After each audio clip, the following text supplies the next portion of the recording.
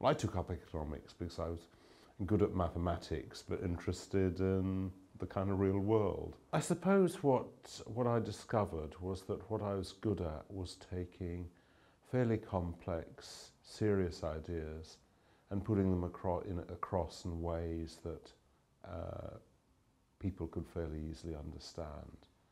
And really, since the Institute for Fiscal Studies, that's probably been the guiding thread of my career. We've done it in various different ways. We've done it in think tank, we've done it by teaching here at the business school, we've done it through consulting business, and now the principal way I do it is writing books and weekly column in the Financial Times.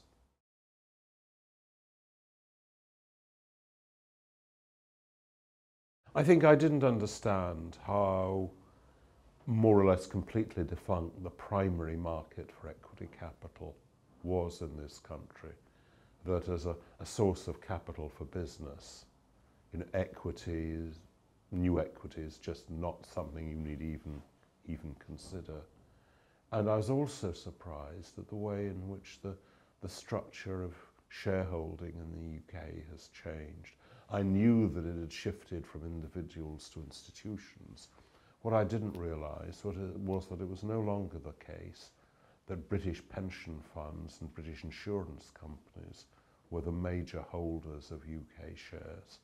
And what I came to see is that the dominant players in equity markets today are actually large asset managers. The BlackRock, Legal & General, Fidelity.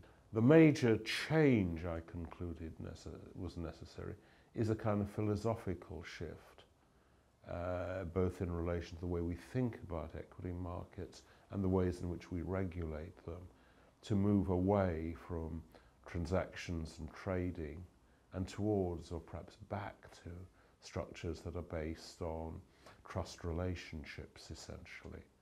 Now, that's something that, with the best will in the world, could happen only slowly.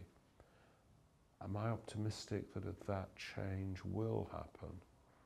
Well, I don't know. I think there's been quite a big shift in the last few months in which people, certainly in this country, have finally come to see that what has gone wrong in the 2007, 8 and thereafter was not the product of particular unfortunate events that just happened to hit the sector at a particular time, but actually was symptomatic of much more deep-rooted problems in the culture of the financial services industry. And that recognition is really key to making radical changes in the way we think about finance and the ways in which we regulate it. At the moment, we have very extensive regulation of the financial services sector, which is yet ineffective in achieving its objectives. We need to rethink regulation in a basic way.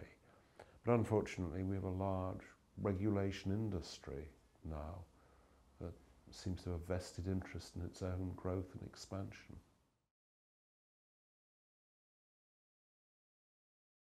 So Alex Salmond, when the SNP won power in Scotland in 2007, asked me to join his Council of Economic Advisors. That meant I found myself going back to Scotland more often, and also starting to think about the issues involved in devolved or independent government, and particularly in the Scottish context.